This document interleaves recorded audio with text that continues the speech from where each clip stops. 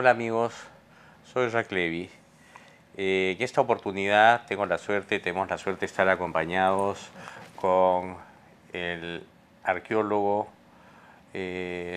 especialista en historia, el doctor Willy Cox. Hola Willy. ¿Cómo estás, Jax?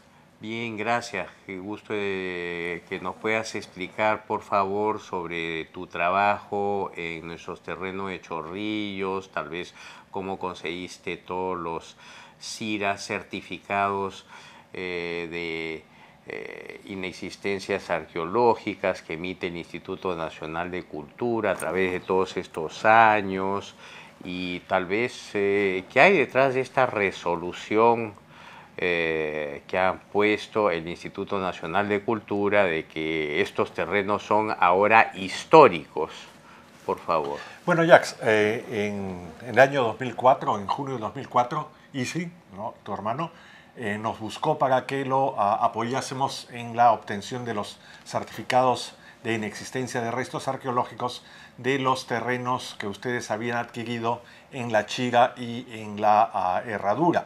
Una de las primeras cosas que hicimos nosotros fue un estudio de las posibles afectaciones, si es que existían zonas arqueológicas conocidas y monumentos históricos que se viesen afectados.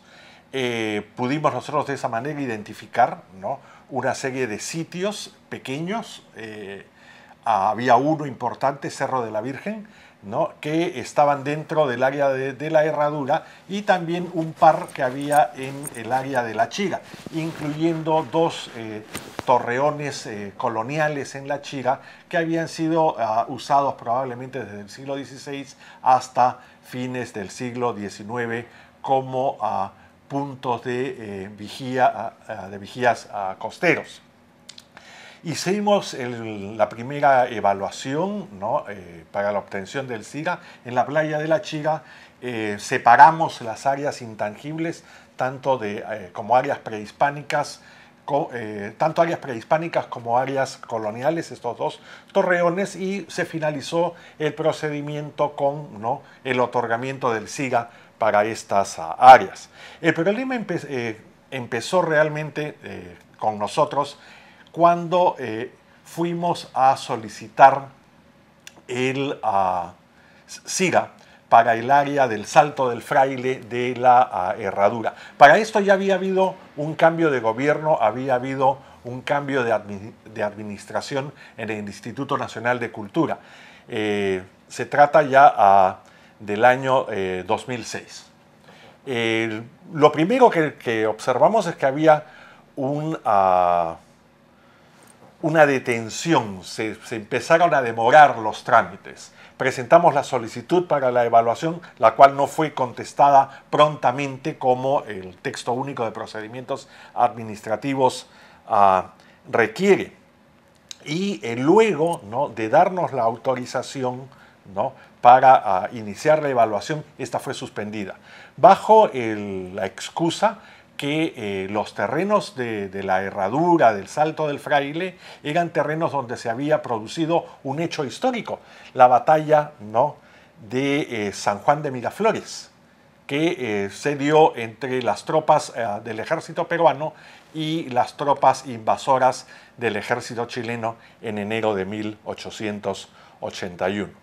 Y aquí es donde, ¿no?, se inicia este procedimiento en el cual hemos participado, nos hemos reunido con los miembros, los técnicos del Instituto Nacional de Cultura, inclusive hemos ido a la subcomisión de cultura del Congreso de la República en el año 2007 o 2008.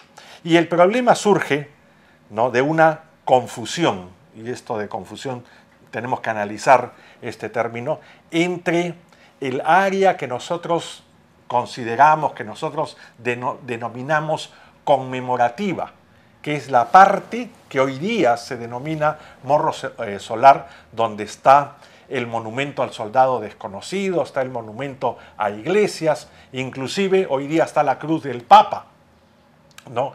Está el observatorio. Esa área que es un área que se configura a principios del siglo XX para conmemorar ahí, para erigir ahí los monumentos de la batalla, no es un área donde se produjo la batalla. Si bien, ¿no?, hubo una batería, como hubieron baterías, ¿no?, en diferentes puntos, inclusive en el Cerro San Cristóbal, porque no se sabía por dónde venía el ataque chileno, ¿no? Nunca hubo batalla en esa zona. La batalla se produjo más hacia el sur. Se creó una línea desde, ¿no?, Villa, desde la playa del extremo norte de la playa Villa, ¿no?, que iba por lo que hoy día denominamos el Cerro Marcavilca, ¿no?, al óvalo Guarochirí o óvalo Defensores del Morro, en el cerro, y quebraba hacia los cerritos denominados zigzag. Estos llegaban al Cerro Viva el Perú y se iban, ¿no?, hacia lo que hoy día conocemos como el puente Alipio Ponce. Esa línea defensiva fue la línea que el Perú ofreció frente a la invasión chilena. Fue la primera línea, porque la segunda línea es lo que conocemos como los reductos de Miraflores. Y la batalla se produjo ahí, en ese sector, a varios kilómetros, aproximadamente 2 kilómetros, ¿no?, 2,5 kilómetros del punto más cercano de los terrenos que ustedes habían adquirido, ¿no?, en los años 90. Ese es un procedimiento que realmente no conozco, que no es el tema, ¿no? Entonces, ¿no?, los historiadores, los tratadistas, entre ellos el coronel de Lepiani, el gran historiador del ejército peruano, en el momento en que describen la batalla, dejan en claro que la batalla se produjo en un eje, ¿no?, diferente, que no toca los terrenos adquiridos. ¿De qué fecha es esos estudios del señor de Lepiani? El coronel de Lepiani escribió en los 30. Probablemente el libro, ¿no?, que lo tenemos por acá en una versión fotocopiada, La historia militar del Perú, ¿no?, el segundo tomo, La Guerra del Pacífico, se publicó más o menos en 1937. Ah, mira. ¿No? Esto no es nuevo. Esto lo dice también, describe la batalla, historiadores como Jorge Basadre. ¿En qué fecha? Basadre en sus sucesivas ediciones de la Historia de la República del Perú. En la primera también en los 30. Y hasta la última edición de los 70 repite, ¿no?, el acontecimiento histórico. Pero no solamente eso, ¿no? Existe un informe de diciembre del año 2010 del Centro de Estudios Históricos Militares del Perú, ¿no? Es un estudio firmado, ¿no?, por el coronel, ¿no?, director de la Comisión Permanente de Historia del Ejército del Perú, donde describe el área implicada en la batalla. Y te voy a leer, ¿no?, la conclusión. Vamos a repetir, este informe es de diciembre de 1910, ¿no? Dice, ¿no?, expresamente que se puede afirmar que a la luz de los documentos o partes de guerra oficiales que los terrenos adquiridos al Estado peruano por la empresa Gremsitel y que se adjuntan en un plano demarcado en líneas azules, no constituyen escenario de una heroica resistencia, no debiendo ser considerados dichos terrenos como patrimonio histórico-cultural de la nación, en vista que en dichos lugares no se desarrollaron las acciones principales de la batalla de San Juan. Yo me acuerdo que ahí había un polígono de tiro y el ejército se retiró así nomás. Es más, nuestros terrenos están demarcados hasta una cota, porque la parte alta, por si acaso, no es nuestra. Es hasta Así creo es. que la cota 80, ¿no? Así es. El terreno de ustedes, y nosotros lo hemos recorrido, hemos hecho las exploraciones, ¿no?, arqueológicas, históricas, ¿no?, las evaluaciones para determinarlo, no tocan ni siquiera las áreas donde estuvieron estas baterías que no entraron en acción, porque el ataque no fue por ahí. Y este documento es interesante, es del 20 de diciembre del 2010. Pero ¿no? como existe un de Lepiani, existe un Basadre, ¿existe otra gente que dice lo contrario, otros historiadores? No hay historiador que Porque diga lo contrario. ¿en qué se basa, qué sé yo, un presidente como Alan García de contar una historia evidentemente que debe tener algún respaldo, o el Instituto Nacional de Cultura si habría algún ejecutivo? Yo comprendo a De Lepiane y comprendo a Basadre, pero ¿no hay otros que dicen otra versión? Hay un informe, entre comillas, técnico, que elaboró una comisión. Ya. Una comisión de, creo que fueron 2 historiadores, 2 arquitectos, ¿En qué fecha? un arqueólogo, del año 2006, me parece. O sea, cuando ya compramos. Cuando ya Pero del año 30, el año 40, No. ¿existe una historia diferente a la que cuenta De Lepiane y Basadre? No, este es un documento, ¿no?, que no tiene realmente Sustento.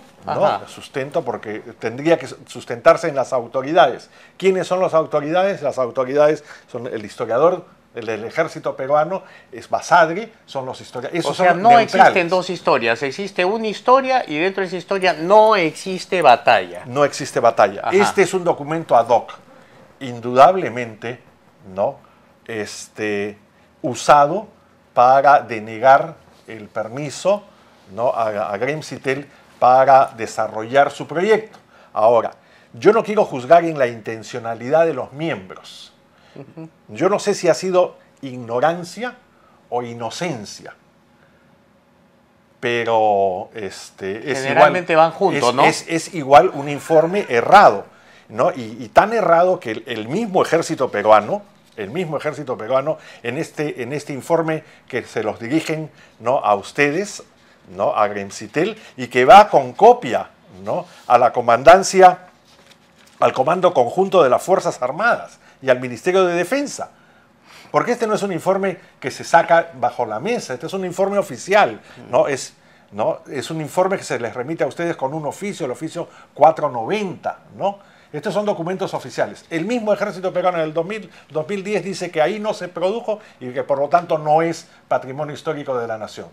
Entonces es una situación bien delicada porque pone en tela de juicio, ¿no?, a nuestras instituciones tutelares, la opinión de nuestras instituciones tutelares que deben de proteger el patrimonio cultural de la nación. Hay intereses, ¿no?, diferentes a la protección del patrimonio cultural de la nación. O sea, las autoridades no cumplen con sus responsabilidades. Bueno, las autoridades de ese momento, al emitir un juicio que es errado, ¿no?, ponen gravemente en tela de juicio su idoneidad. Pero eso como pasa en personas todo el país. Bueno, en este Perú, que por lo menos yo he tenido la mala suerte de conocer, yo definitivamente veo que las autoridades, por donde yo haya visto, no lo que me informan los demás, son autoridades abusivas que no responden a los criterios técnicos que deberían de estar respaldando sus responsabilidades. Bueno, de todo hay en esta viña del señor Jacques, y en este caso hay un error, ¿no? En este caso, indudablemente se les ha aplicado a ustedes, ¿no?, una medida que no tiene sustento técnico, no tiene sustento histórico, ¿no?, y que debe de ser revertida en algún momento, ¿no? Muchísimas gracias, Willy, por tanta claridad. ¿No? ¿Qué ocurrencia, Jacques? Esto es la verdad. Muchas gracias. De nada, Jacques.